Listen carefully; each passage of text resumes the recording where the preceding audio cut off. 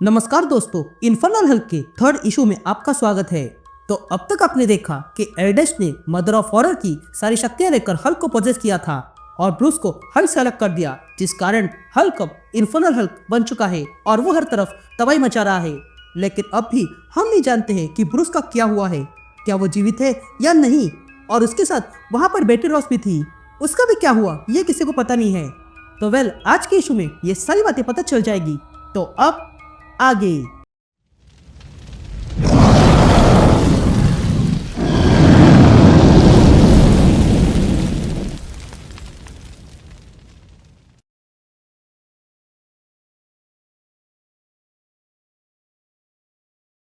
3 महीने पहले Requiem plane पर हम देखते हैं कि हल्क इन्फर्नल हल्क बन गया था, लेकिन अब भी ब्रूस और बेटी जीवित थे।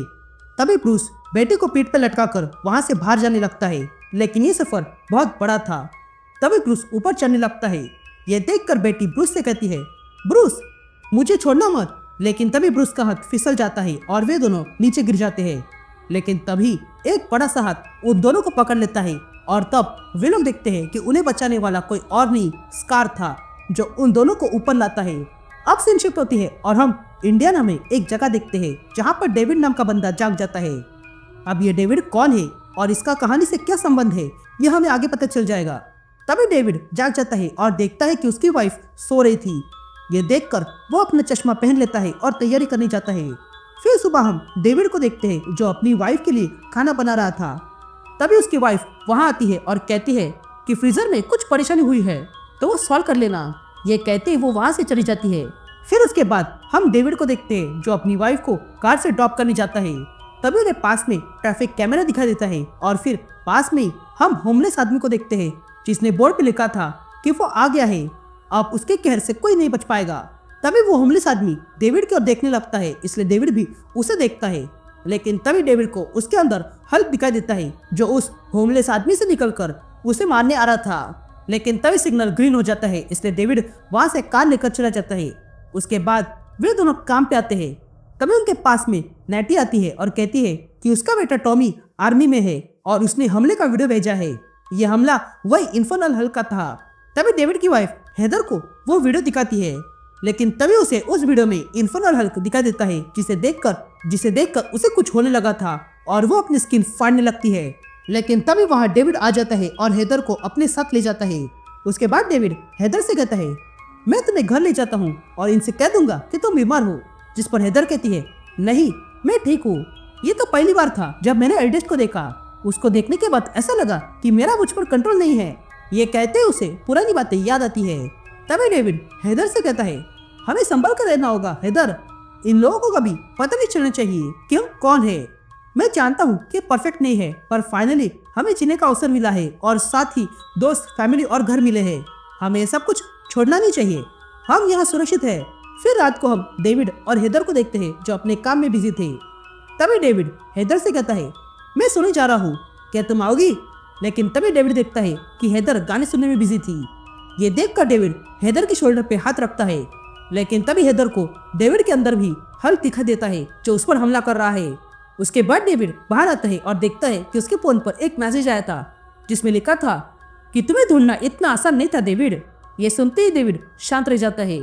फिर रात को अचानक से डेविड जाग जाता है और तब उसे कुछ आवाज सुनाई देती है, इसलिए वो किचन में आता है और वहां पर कुछ देखकर चौंक जाता है, क्योंकि वहां पर हेदर ने चाकू पकड़ के रखा था और सब कुछ तहस नहस कर दिया था। ये देखकर डेविड हेदर से कहता है, बेटी ये तुम क्या कर रहे हो? जिस पर बेटी कहती है, मुझसे दूर रहो, मेरे पास कभी पंख थे और मैं उड़ सकती थी और मैं एक बार मून तक गई थी और वुल्फ का शिकार किया था, पर अब मैं एक साधारण से आइसक्रीम बॉक्स को खोल नहीं पा रही हूँ, वो भी इसलिए क्योंकि मैं इंसान हूँ। मुझे ऐसी लाइफ पसंद नहीं है। ये कहती ही बेटी रोने लगती है, इसलिए डेविड उसे शांत करने लगता है। फिर कुछ देर बाद बेटी सो जाती है। ये देखकर डेविड बाहर आता है और देखता है कि उसका मोबाइल फिर से बज रहा था और तब उस पर एक मैसेज आता है कि घर के पीछे देखो।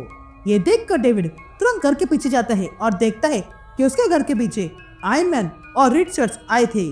तभी आयरन मैन कहता है, हमारे पास स्वागत के लिए समय नहीं है ब्रूस। तभी रिड ब्रूस से पूछता है, बेटी कैसी है? तभी ब्रूस इन दोनों से कहता है, देखो तुम दोनों को पता नहीं है कि तुम लोग कितना बड़ा खतरा मोल ले रहे हो। जिस पर आयरन मैन ब्रूस से कहता है, देखो ये रायता तुमने फैलाया है। ये जो नया हल्क घूम रहा है उसने काफी सारे एयरक्राफ्ट को नष्ट किया है, इसलिए तुम्हारी आवश्यकता है। तभी रीड ब्रूस से कहता है, ब्रूस अगर ये हल्क तुम्हारा है तो तुम अब तक जीवित कैसे हो और नॉर्मल कैसे हो? जिस पर ब्रूस कहता है, हल्क का अब नया रूप है। ये हमारे अंदर से नहीं आया है बल्कि बाहर से आया है और ये पुरानी गॉड का एसेंस है। ये करप्टेड सीड की तरह है और उसने ही मुझे और हल्क को अलग किया। यहाँ नेवाडा में एक बड़ी सी गुफा है जिसे एल्डेस्ट रिक्विम प्लेन कहती है। वहाँ पर एंशिएंट रूइन है जिसमें पुराने गॉड्स फंसे हैं, लेकिन वहाँ पर हल्क का बेटा स्कार भी था जिसने ही हमें बचाया। उसने हमें बाहर लाया और फिर वही अंदर चला गया।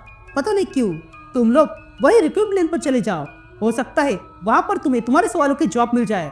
मैं बस इतना ही मदद कर सकता हूँ, तो प्लीज यहाँ से जाओ। तभी आयरन मैन ब्रूस से कहता है, अगर हम यहाँ से नहीं गए तो फिर तुम क्या करोगे?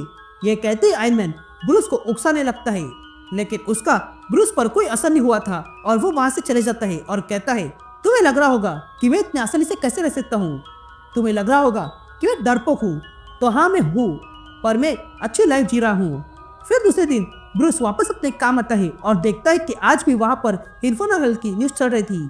ये देखकर ब्रूस अपने साथी से पूछता है, अब क्या हुआ? जिस पर वो आदमी ब्रूस से कहता है, हल्क ने फिर से मिलिट्री बेस पर हमला किया है और वहाँ पर अब कुछ नहीं बचा है और ये वही बेस है जहाँ पर नेटी का बेटा टॉमी भी है। ये सुनकर ब्रूस शॉक रह जाता है। तभी हमें एक आवाज सुनाई देती है जो कहता है, मैं प्रार्थना करता हूँ कि हल्क वहाँ अंदर हो, अगर नहीं होगा तो हम सबका अंत निश्चित है। ये कहते हम हल्क दिखते हैं जहाँ पर हल्क है।